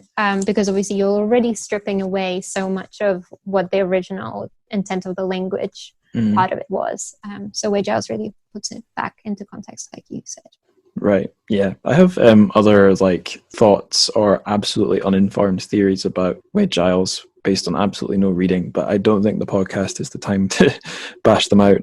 So let's just keep going. We've talked a little bit. You need to read the David Moses book. Sorry. Well, it's so good. Well, you're right. I do, and in fact, I'm getting it in slices, but I finished a really big piece of freelance work recently, so a great big chunk of money's been heading my way. Nice. And I bagged something like 9 of the Penguin China books, including some pre-orders of the Zhejiang specials. So David Moses. Wait. Maybe we could talk about that when we're not recording. I used to live in Zhejiang, so I talked a bit about the Jiangnan on the last episode with Eric Abrahamson. And they looked a bit different, and they were authors I hadn't read before. Out of all of them, The Postman by B.U., who translated by Jesse Fields, is really, really cool. Again, I'm biased. I live in Shanghai right now. Right. So it's an awesome read, but it's like a spy detective story about Postman, cool. And it's really, really cool. Yeah. Right. So you've mentioned a little bit about dealing with this book as an editor and as a publisher with like technical and a commercial kind of perspective. Is there anything else you could say about that, or have we kind of covered it from every angle that's worth talking about? I think that's pretty much it. I mean, the main thing as a publisher, really, we just had a really great team working on it. And one thing actually that is really, really cool about this book for me personally is that this was the first time I've worked with Peony, because they represent Su Tong. And so it led me to my next job. So I owe a lot to this book. And it's a really, really great book in general. Marketing wise, as you know, Penguin China is part of Penguin Australia. So all of their ISBNs are Australian. So yeah, it also had a really great reaction. We saw some really cool things happening. So in general, it was a really cool book. I think, the blurb was quite hard to write because for such a small story, it has so much packed in it. So we just focused on the relationship between the two women and what happens in it. But yeah, it was an awesome story to work on. I'm very happy with that. Cool. Right, so that's the end of our technical questions. And I have some miscellaneous questions. So the first one is one I've been inflicting on all my guests the last few episodes. I'm going to ask you if you can suggest a word of the day, a Chinese word of the day for this episode. Maybe one suited to Su Tong or this story by Su Tong. Have you got one? So I was trying really, really hard to think about this question. But I can't really think of a word to do with Su Tong, because I think we just need to ask Su Tong what his favorite word is. But well, I should have done that anyway. But I really, really, really think that the most underrated word in the Chinese dictionary is "qing," like "qing ai de qing," because it's just, first of all, it's super cute. It means dear, and it is so sweet. So I just love that word in general. So I obviously I use it all the time. It's very, and it's not it's not like a weird thing to use. Like you call everybody Ting. You know, you go on Taobao, everybody's a Ting. You see your friend, they're a Ting. You see your loved one, they're a Ting. So it's just very lovely. And obviously this is a story about friends, and they are both to each other. They're Tings. So yeah, I love that. I also really love that Chinese emails kind of start with like, you know, hey dear, or I don't know, it makes me feel all warm and mushy inside. So yeah, so if you see your Chinese friends call you dear, don't be alarmed. It's very sweet, and replace all babes with Ting is my command. Yeah, it's super cute, and it's really easy to say. I think that's a really nice thing about it too. Yeah, I'm trying to think who I might use it for. Like my wee sister, she's called Jasmine. That's Mo Li, right? So I might say like, you know, not that I would write my 13-year-old sister an email, but like 亲爱的小茉莉, something like that. Yeah, or like just anybody can be a Ting Ting, and it's really sweet. And yeah, I don't know. It just it feels really nice. I don't know. I am like a foreigner, so maybe I'm tone deaf, and I just don't realize that everybody's being really, you know, weird to me. But I find it really sweet that everybody kind of uses Ting all the time, and it doesn't feel weird because there isn't that connotation of it being, I don't know, sexual or in any way, you know, old-fashioned or anything like that. So I really like it. And I do have some Chinese friends that, you know, in English call me dear, and I think that's so nice. Yeah. Yeah. So there we go. I think my word of the day is Ting. I feel like it should be like part of our dictionary. For sure. Yeah. That's a character. I don't really know how to explain this, but that's a character where just like, I don't think its shape necessarily looks anything like what it means, but it's a character whose shape I quite like. Like there are some characters where the shape is irrelevant. I just recognize it. I know what it means. Others, I'm like, oh yes, this is a character I like. It's a bit like numbers. Like if I see a number that ends in 5, I'm like, yes, you're one of my favorite numbers. It's one of my 5. Yeah, because it's an easy times table and it's tidy. And it's an alternative to doing things in 2s or 4s, you know? It's like the best odd number. It's the only odd number I like is 5, I would say. Like I don't really like counting in 3s. I like counting in 2s and 5s. You know, people who have OCD, most of them really like the number 3. So like anything that's times 3. So I guess it's interesting. I know very little about this. I don't know. I've probably read it somewhere or heard it somewhere. I in the episode on radish, I talked a bit about synesthesia with Lihaila, or just like the way you see things and like the peculiarities of like, I don't know if you could say kids have OCD, but particular compulsions or obsessions or associations that your mind gets when you have a child's mind. And I think I fixed on 5 around that time. Like I associated it with red, which was my favorite color. But oh wow, interesting. Yeah. You would like some of the specials then. Some of them are red. Right. Yeah, the Hong Kong and ones. I think there are 5 of them. Yeah. No, I think there are 6. Yeah, cool. Yeah. No, so that's really sweet. Yeah. Number 5. I should do that one day, like stay up until 3 a.m. and make a list of Chinese characters I like. Because there are some I don't necessarily remember what they are, but I think Han, like the Han people or the Han River, that one looks cool. What's your Chinese name? Probably Xiao An or Angus, also An. Probably those 3. My profile on Paper Republic is Angus Xiao An, but my WeChat name is Angus. Nice. Yeah. What about yourself? I like it. Mine is very simple. So because my dad's a Chinese historian, they kind of named me to also have a good Chinese name. Right. So mine is An. So An, like Ping An, that An. And then Ya means sort of like elegance.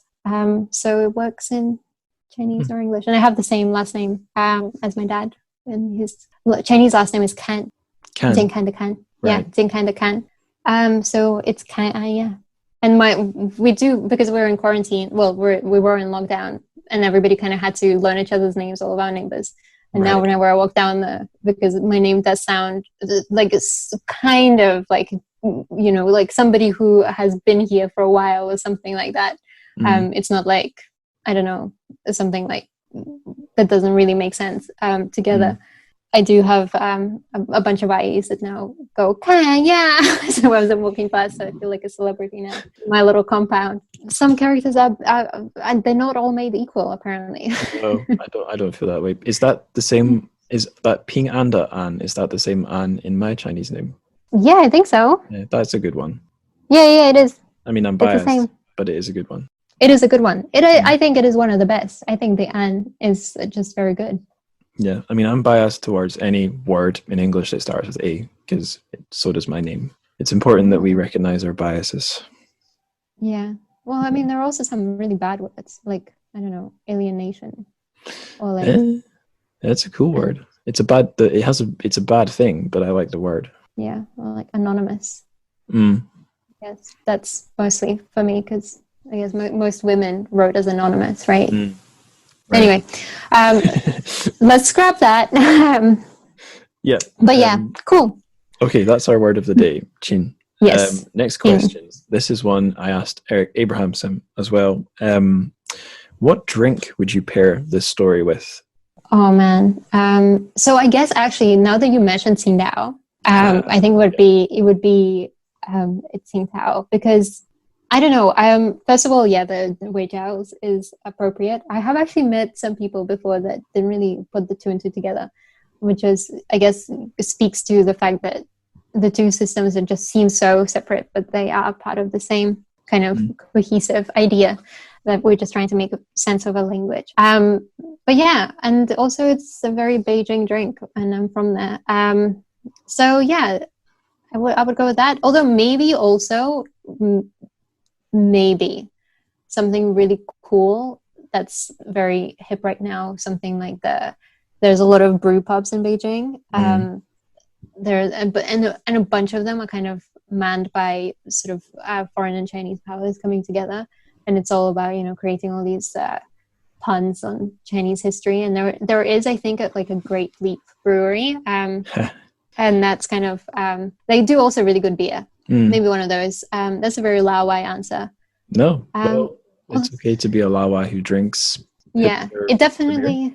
Yeah, I definitely think it has to be an alcoholic drink. Just because there is, you're going from, one life to the next, and you need something to keep you going along the way. Although I'm drinking wine right now, and it's also perfectly suitable and very classy. Yeah, well, if you do contact Su Tong to ask him what his favorite word is, you could also ask him if he's an IPA guy or a stout guy or something. Oh, okay, yeah, that may be my last conversation with him. He might be like, "What are you talking about?" Never contact me again. Yeah, no, we're not that close. No, so maybe not. But yeah, I do think he might be a bit like confused why I'm asking him about my favorite word. Or maybe his favorite word is something really simple that we haven't really Have you done the word shu for book? No. I mean, most of these episodes I forgot to do a word of the day. So now I'm standardizing it. That we all have them. It's part of my questions template. But no, and most of the words that have come up have been 2-character words. I think your suggestion might be the first single character word. Interesting. What does that say about me? I don't think it has to say anything. Okay. Well, we were talking earlier about one word book titles. Maybe that's I don't know.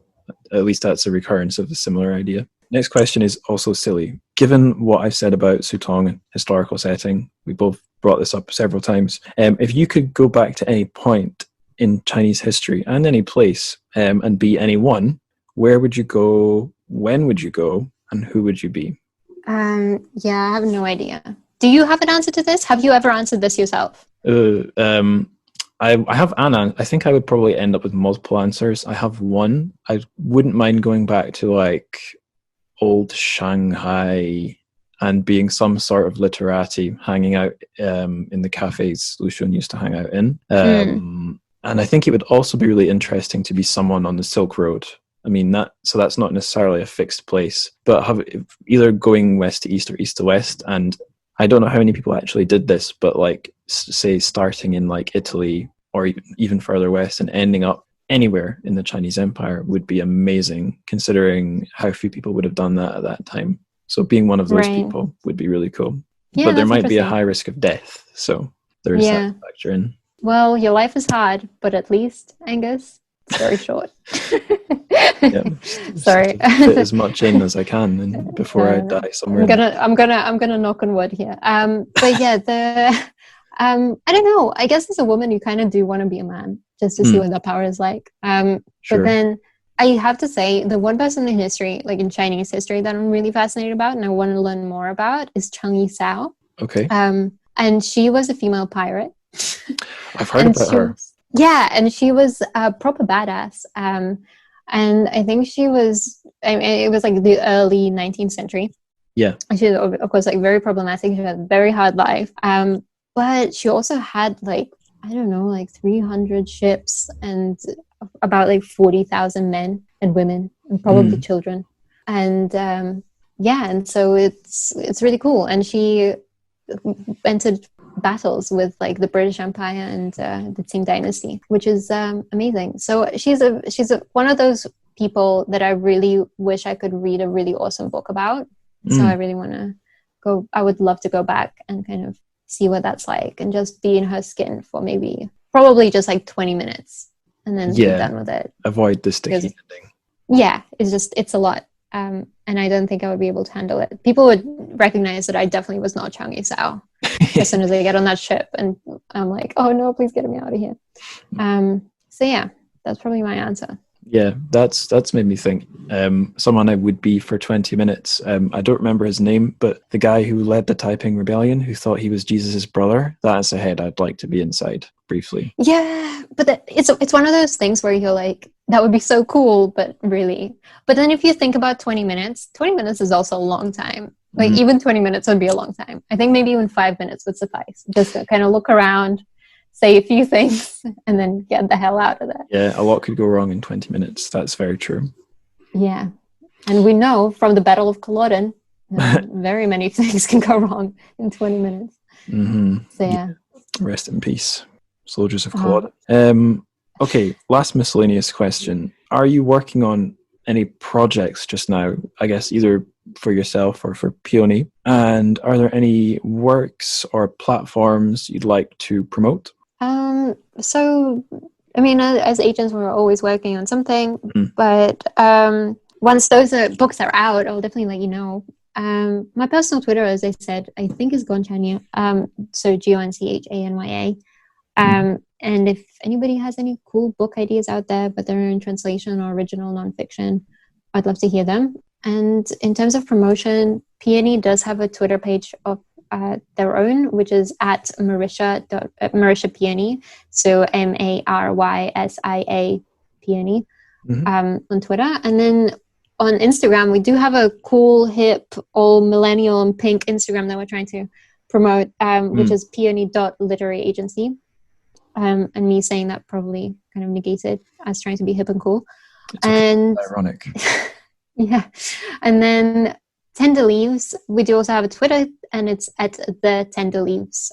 And it's also, we try to be aesthetically pleasing and what have you on there, and share a lot of kind of, if you're a translator or anything like that, or if you require editorial services, they're a great platform to seek those out as well. But in general, I would just point anybody to great translators and writers and Paper Republic always. Yeah, absolutely. Yep, I think that's all the miscellaneous questions. Okay, so before we go our separate ways, Anya, I'd like to take a chance to direct the listeners towards some further reading. So if our listeners go on and read Petulia's Rouge Tin and they enjoy it, where else would you point them? And any books are allowed. Doesn't strictly have to be books from China, but if you prefer that kind of focus, then that's fine. Definitely go read other Tong books, as well as other books by Penguin China, because they're all really well curated. But then also, like I mentioned before, Wang Yi, Zhang Yangling would be really great resources of anything to do with the period. And last book, actually, I was thinking is one of the books that I really, really love is Lotus by Zhang Mijia. And it's also part of the same, like a similar theme. So readers who'd like Petulia's Rouge Tin would probably really, really enjoy that. Yeah, that's kind of it. I can't really, I don't know. Yeah, I think it is a little broad to think outside of the China book circle. And obviously, also, I don't know every book that's out there. So if I'm missing something that is directly related, I'm very, very sorry. Yeah. That's okay. You're not expected to be like the panopticon of all the books in the world. No, that's you. That. Yes, that's me. He said, sounding a little bit too excited. Yes. Yes. So last question. Well, I think it's the last question. What are you reading just now? I am loving The Eighth Life by Nino Hratashvili, which is she's a Georgian author, right? And I absolutely love it. So that is besides like all the work stuff that I read, and I have some Georgian roots. My grandfather is Georgian, so I don't know. It's just the whole book is beautiful, and there's 900 pages of it, so it's just pure gold. It has chocolate. It has amazing family dynamics and really interesting characters.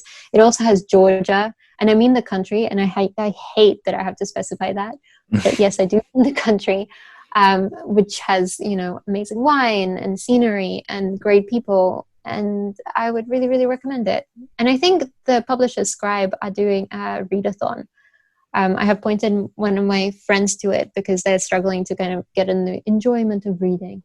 And they they do like 50 pages a day, I think. And it's kind of has some questions for you to think about. So you kind of feel like you're learning something if you're that kind of person. And you can follow along. And that's really cool. And I love that book. I would really recommend it. I'm going to plug the thing I've just started reading recently again because I'm enjoying it so much. And it's the first time my first time reading something Japanese in a while. I Am a Cat, and I'm bringing this up again because I've just Googled it and I have the author's name. Not that I'm really good at pronouncing Japanese names, but he's Natsume Soseki, I think.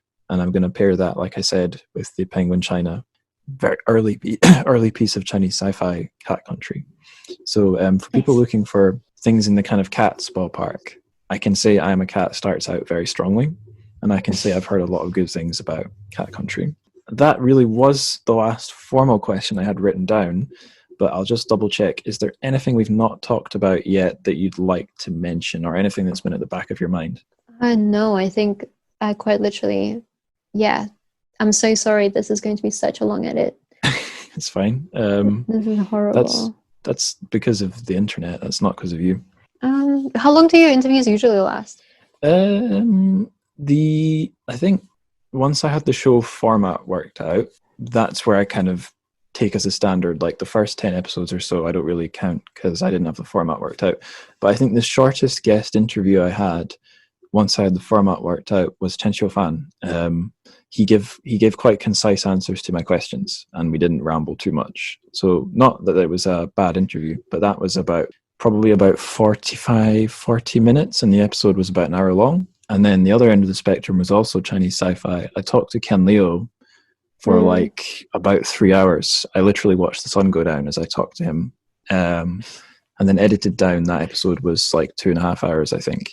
Because it's amazing how much you can cut down when you take out silences and breaths.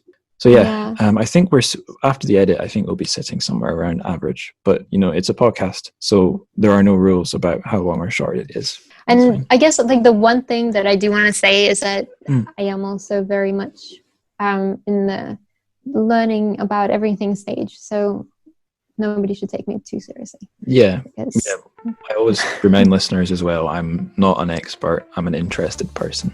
Yeah, and it's cool to talk to you because you are now the holder of all of our secrets. So. Spy master. Yes, Master of Whispers. Yeah, that's what I'm going for. I don't think that position is paid, but I think I could rake in some like blackmail money or something.